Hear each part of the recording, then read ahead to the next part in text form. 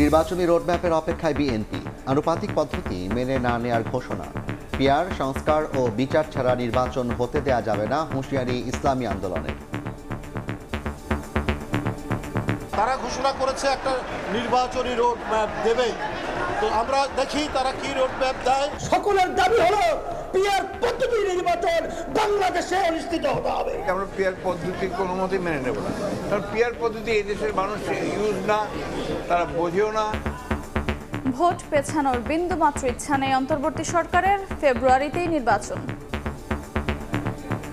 নির্বাচনের সময় নিয়ে কে কি বললো না বললো, এটা আপনার রাজনৈতিক প্রক্রিয়ার অংশ হিসেবে দেখবেন। আমাদের স্যার নিজে ঘোষণা করেছেন, ওনার এই ঘোষণার থেকে আমাদের পিছিয়ে আসার বিন্দুমাত্র চিন্তা নাই। দেখছিলেন প্রধান শিরোনাম। সন্ধ্যার সময় সঙ্গে আছি আমি জাফর সাদিক এবং আমি আফরোজা মুকটুসি। এবার অন্যান্য শীর্ষ সংবাদ। বিশ্বমানের ভোট আয়োজনে ইসিকে 40 লাখ ইউরো দেবে ইউরোপীয় ইউনিয়ন। আগামী মাসে বাংলাদেশে আসছে ইইউর প্রাক নির্বাচনী পর্যবেক্ষক দল। ডাকসু নির্বাচনে প্রশাসনের বিরুদ্ধে পক্ষপাতের অভিযোগ ছাত্র শিবির সমর্থিত প্যানেলের। উড়িয়ে দিলেন রিটার্নিং অফিসার। মনোনয়নপত্র সংগ্রহ করলেন 658 শিক্ষার্থী। পাথরের পর এবার বিছানাকান্দিতে প্রকাশ্যে বালু লুট। প্রভাবশালী চক্রের কবলে সিলেটের পর্যটন স্পট।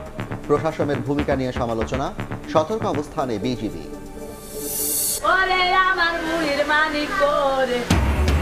মুক্তিপণ না পেয়ে হত্যার পর লাশ গুমের চেষ্টা। ফরিদপুরে নিখোঁজের 3 দিন পর স্কুল ছাত্রের মরদেহ উদ্ধার। মূল হত্যাসহ আটক 2, দৃষ্টান্তমূলক শাস্তির দাবি।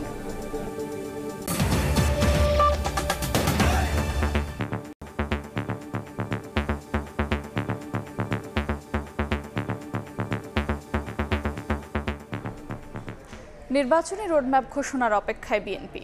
অতীতে রাজনৈতিক বিবেচনায় যেসব ভোট কেন্দ্র করা হয়েছে সেগুলো বাতিলের দাবি জানিয়েছেন দলটির সিনিয়র যুগ্ম মহাসচিব রুহুল কবির রিজভী। এদিকে বিএনপির মহাসচিব মির্জা ফখরুল ইসলাম আলমগীর আনুপাতিক পদ্ধতি মেনে না নেয়ার ঘোষণা দিয়ে বলেন, নির্বাচনী নানা সংকটের একমাত্র সমাধান।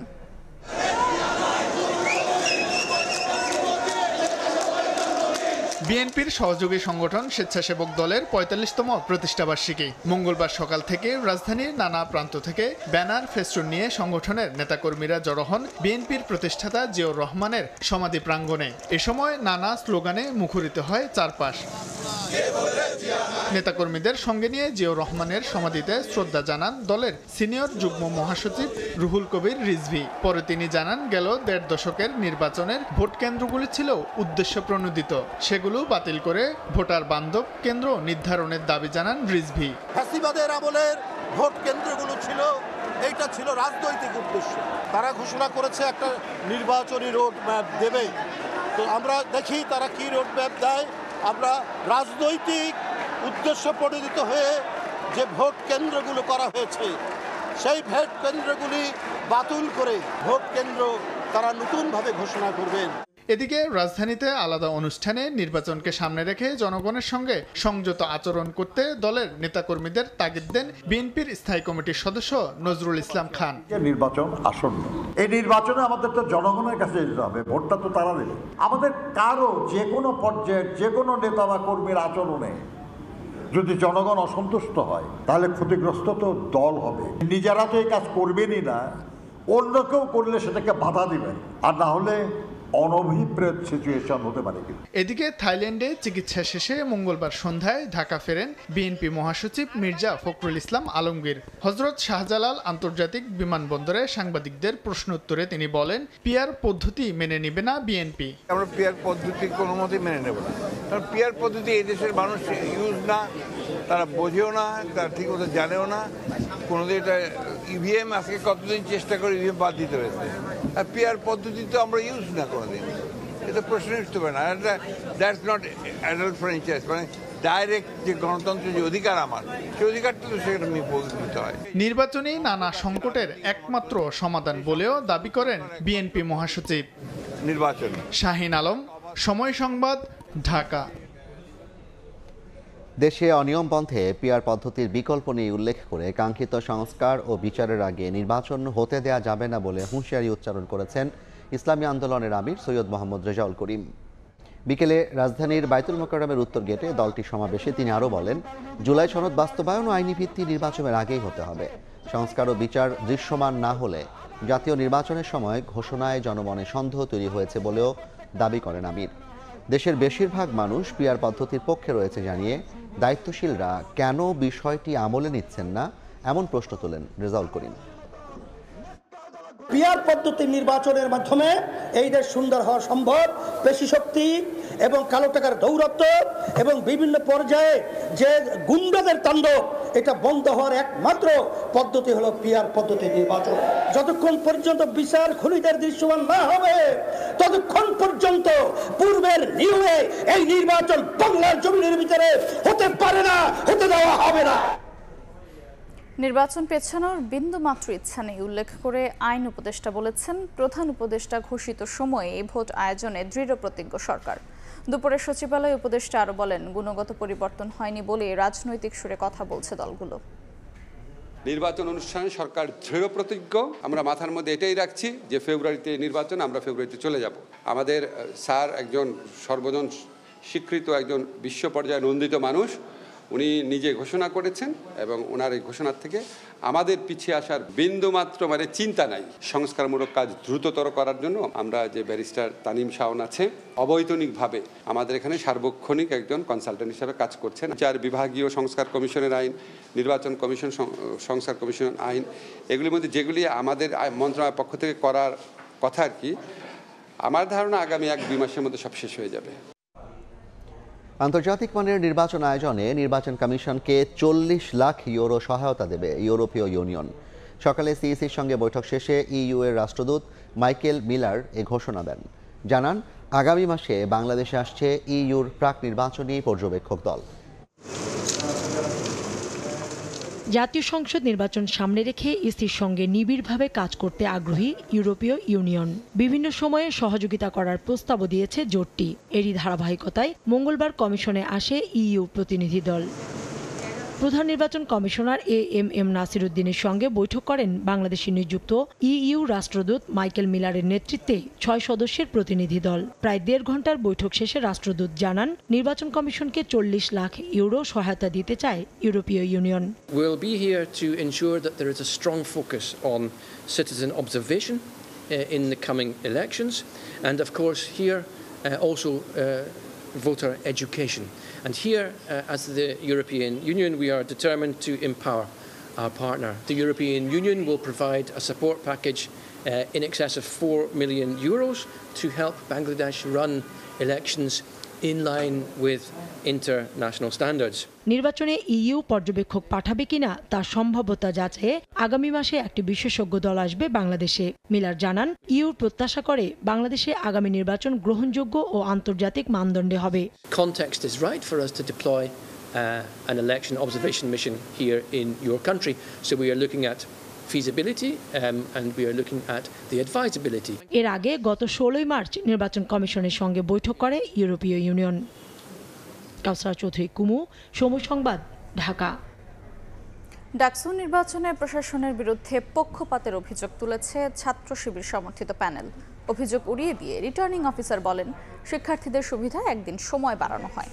তিনি জানান, নির্বাচনে বিভিন্ন পদে মনোনয়নপত্র সংগ্রহ করেছেন 658 শিক্ষার্থী। ডাকসু ও হল সংসদে প্রতিদ্বন্দ্বিতার জন্য মনোনয়ন ফরম সংগ্রহের সময়সীমা বাড়ানোর ফলে মঙ্গলবার সকাল থেকেই ঢাকা বিশ্ববিদ্যালয়ের সিনেট ভবনে প্রার্থীদের ভিড়।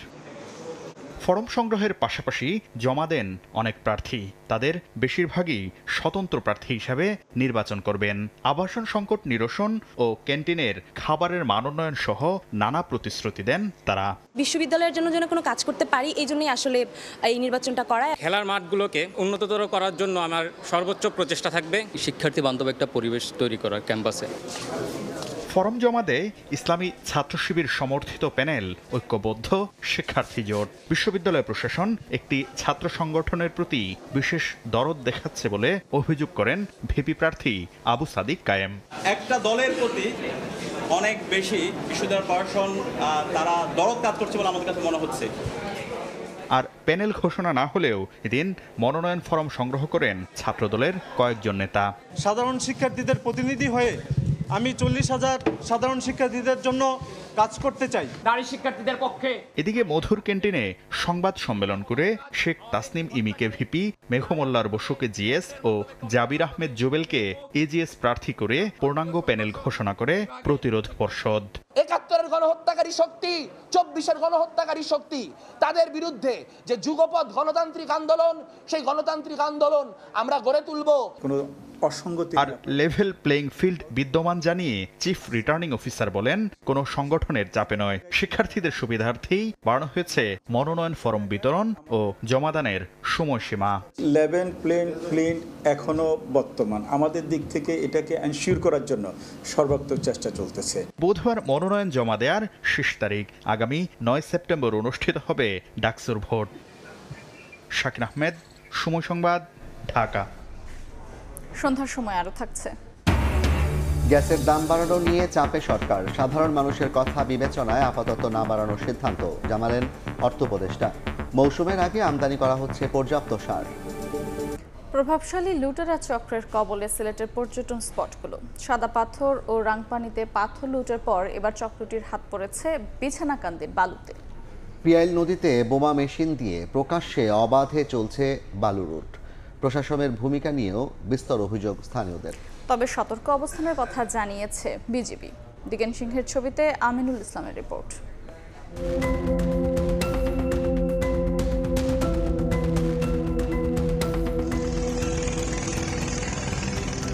অনেকটা মগের মুল্লুক বললেও যেন ভুল হবে না। দিনের আলোতেই প্রকাশ্যে পিয়াইল নদীতে চলছে অবাধে বালু উত্তোলন। একটু এগুলোই নয়নাভিরাম পর্যটন স্পট বিছানাকান্দি, কিন্তু এখানেও পড়েছে পাথর ঠেকো চক্রের ভয়াল থাবা। ক্ষতবিক্ষত চিহ্ন জানান দিচ্ছে প্রশাসনের দুর্বলতা। সাধারণ মানুষ বলছে, দিনে ও রাতে সমানতালে লুট হচ্ছে বিছানাকান্দির পাথর। প্রতিদিন রাতে এই জায়গায় নৌকা লাগায় পাথর নেয়, বুঝছেন, মেশিন চলতেছে, ওরা মানে অন্য সিস্টেমে চালাইতেছে। বিছানাকান্দি আকর্ষণীয় পর্যটন স্পট হলেও টুরিস্ট পুলিশের দেখা না পাওয়ার অভিযোগ রয়েছে বিস্তর। মঙ্গলবার সকাল 9টা থেকে দুপুর 1:30টা পর্যন্ত তাদের দেখা পায়নি সময় সংবাদও। তারা তো মূলত ডেইলি আসে চলে যায়, দেখাশোনা করিয়ে চলে যায়। বিজিবির টহল থাকলেও কিভাবে হলো লুটপাট তা জানার চেষ্টা করে সময় সংবাদ। পাথর যে কখন নিছে, কিভাবে নিছে আমি সঠিক জানি না, কিন্তু আমি স্টিল নাও যতক্ষণ এখানে আসি আশা করি পাথর তো না, আমি বালু পর্যন্ত এখান থেকে হিলতে দেব না। তবে এ বিষয়ে গোয়াইনঘাট উপজেলা নির্বাহী কর্মকর্তার সঙ্গে যোগাযোগের চেষ্টা করেও পাওয়া যায়নি তাকে। সিলেটের পর্যটন স্পটগুলোতে ব্যাপক লুটপাটের ঘটনায় প্রশাসনের জড়িত থাকার অভিযোগ ওঠায় জেলা প্রশাসক ও কোম্পানিগঞ্জের ইউএনওর বিরুদ্ধে এরই মধ্যে ব্যবস্থা নিয়েছে মন্ত্রণালয়। আলাদা দুটি মামলায় একজন ইউপি চেয়ারম্যান সহ 12 জনকে গ্রেপ্তার করা হয়েছে। আমিনুল ইসলাম, সময় সংবাদ, সিলেট। সন্ধ্যার সময় আরো থাকছে। শান্তি আলোচনায় রাজি রাশিয়া ইউক্রেন জানালেন ট্রাম্প। পুতিন জেলেনস্কি বৈঠক আয়োজনে কাজ শুরুর ঘোষণা। কিয়েভকে নিরাপত্তা সহায়তার আশ্বাস। ফরিদপুরে নিখোঁজের 3 দিন পর ডোবা থেকে 4র্থ শ্রেণীর শিক্ষার্থীর মরদেহ উদ্ধার করা হয়েছে। এ ঘটনায় 2 জনকে আটকের পর পুলিশ জানায় 15 লাখ টাকা মুক্তিপণ না পেয়ে হত্যার পর লাশ গুমে চেষ্টা করা হয়। সৌদি প্রবাসী শামীম তালুকদারের ছেলে তামিমকে মাছ ধরতে যাওয়ার কথা বলে নিয়ে যায় পূর্ব পরিচিত তুহিন শেখ। পরে পরিবারের কাছে ফোন দিয়ে 15 লাখ টাকা মুক্তিপণ দাবি করা হয়।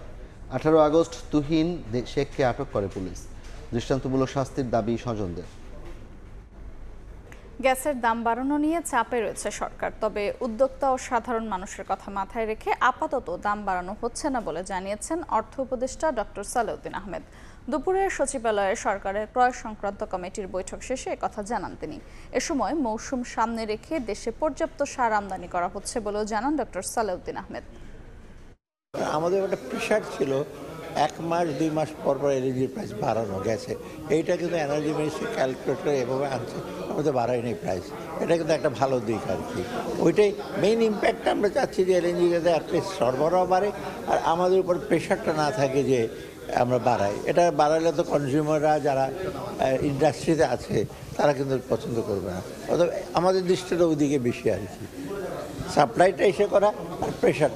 এখন ভবিষ্যতে কি হয় যদি এলএনজিতে আমরা যেটা প্রয়োগ করছি মোটামুটি রিজনেবল দামে আর কি। বাংলাদেশ চীন মৈত্রী সম্মেলন কেন্দ্রে স্বেচ্ছাসেবক দলের প্রতিষ্ঠা বার্ষিকীর অনুষ্ঠানে ভার্চুয়ালি বক্তব্য রাখছেন বিএনপির ভারপ্রাপ্ত চেয়ারম্যান তারেক রহমান। সরাসরি যাচ্ছি সেখানে।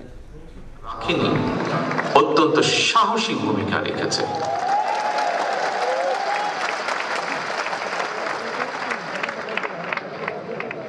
শুধুমাত্র 2024-এর গণ অভ্যুত্থানে স্বেচ্ছাসেবক দলের 24 জন সহকর্মীকে আমরা হারিয়েছি। 24 জন সহকর্মী শহীদ হয়েছেন, আহত হয়েছেন আরো বহু। প্রিয় সহকর্মীবৃন্দ, 1.5 দশকের ফ্যাসিবাদ বিরোধী আন্দোলন চলাকালীন সময়ে আমরা স্বেচ্ছাসেবক দলের সভাপতি, সাহসী নেতা মরহুম শফিউল বারী বাবু সহ অনেক সহকর্মীকে আমরা হারিয়েছি। অনেক সহকর্মী বিভিন্নভাবে শারীরিকভাবে ক্ষতিগ্রস্তের শিকার হয়েছেন। আমি আল্লাহর দরবারে শহীদদের আত্মার মাগফিরাত কামনা করছি। যারা বিভিন্নভাবে শারীরিকভাবে ক্ষতিগ্রস্ত হয়েছেন, অসুস্থ হয়েছেন, তাদের সুস্থতা কামনা করছি। প্রিয় উপস্থিতি, সম্মানিত নেতৃবৃন্দ, প্রিয় সহকর্মীবৃন্দ, আমার বিশ্বাস এবং দায়িত্বের জায়গা থেকে আমি প্রায় বলে থাকি একটি কথা। বিভিন্ন বক্তব্যে আমি সেই কথাটি তুলে ধরার চেষ্টা করেছি। 1971 সালে বাংলাদেশের 71 সাল ছিল বাংলাদেশের স্বাধীনতা অর্জনের যুদ্ধ। 2024 সাল 1971 সালে সেই স্বাধীনতা যেটা আমরা অর্জন করেছি, সেই স্বাধীনতা রক্ষার যুদ্ধ ছিল 2024 সাল। এর বাইরেও আমরা বলতে পারি দেশের 54 বছরের ফ্যাসিবাদ স্বৈরাচারের বিরুদ্ধে প্রতিটি গণতান্ত্রিক আন্দোলন সংগ্রামে যারা শহীদ হয়েছেন গত 54 বছরে, তাদের এই আত্মত্যাগের প্রতিদান সম্ভব নয়, প্রতিদান দেওয়া সম্ভব নয়। এই সকল বীর শহীদদের কাছে আমরা যারা বেঁচে রয়েছি সমগ্র বাংলাদেশ ঋণী। হাজারো শহীদদের আত্মত্যাগের বিনিময় ইতিহাসের নৃশংসতম এক ফ্যাসিস্টের পতন এবং পলায়নের পর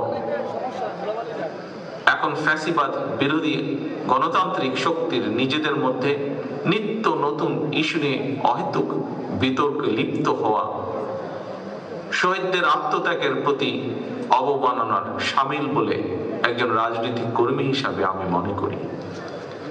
বরং সকল শহীদদের কাঙ্ক্ষিত ইনসাফ ভিত্তিক একটি গণতান্ত্রিক বাংলাদেশ প্রতিষ্ঠার মাধ্যমে সেই শহীদদের রক্তের ঋণ এবং যারা বিভিন্নভাবে শারীরিকভাবে ক্ষতিগ্রস্ত হয়েছেন তাদের সেই আত্মত্যাগের ঋণ পরিশোধ করার এখন সময়ের দাবি বলে আমি বিশ্বাস করি। স্বেচ্ছাসেবক দলের প্রিয় ভাই ও বোনেরা, দূর গ্রামের যে ছেলেটি কিংবা যে মেয়েটি যার হয়তো এখনো রাজধানীতে আসার প্রয়োজন পড়েনি বা আসেনি, কিংবা আমরা শহর অথবা গ্রাম যারা যেখানেই বসবাস করি না কেন, তথ্য প্রযুক্তির অবাধ প্রবাহের কারণে সমগ্র বিশ্ব এখন, যেমন আজকে আমি আপনাদের সামনে এখানে উপস্থিত আছি তথ্য প্রযুক্তির কারণে, সমগ্র বিশ্ব এখন সবার হাতের মুঠোয়। রাজধানীর চীন মৈত্রী সম্মেলন কেন্দ্রে স্বেচ্ছাসেবক দলের প্রতিষ্ঠা বার্ষিকীতে বক্তব্য রাখছেন বিএনপির ভারপ্রাপ্ত চেয়ারম্যান তারেক রহমান। আমরা সরাসরি ছিলাম সেখানে। শান্তি আলোচনায় রাজি হয়েছে রাশিয়া ও ইউক্রেন। স্থানীয় সময় সোমবার হোয়াইট হাউসে জেলেনস্কি ও ইউরোপীয় নেতাদের সঙ্গে বৈঠকের মাঝেই পুতিনকে ফোন করেন ট্রাম্প। পুতিন ও জেলেনস্কির মধ্যে শিগগিরই বৈঠক আয়োজনের উদ্যোগ নিচ্ছেন বলেও জানান মার্কিন প্রেসিডেন্ট। রুশ প্রেসিডেন্টের সঙ্গে বৈঠকে আগ্রহ প্রকাশ করেছেন জেলেনস্কিও। এই ছিল সন্ধ্যার সময়। সঙ্গে থাকুন সময়।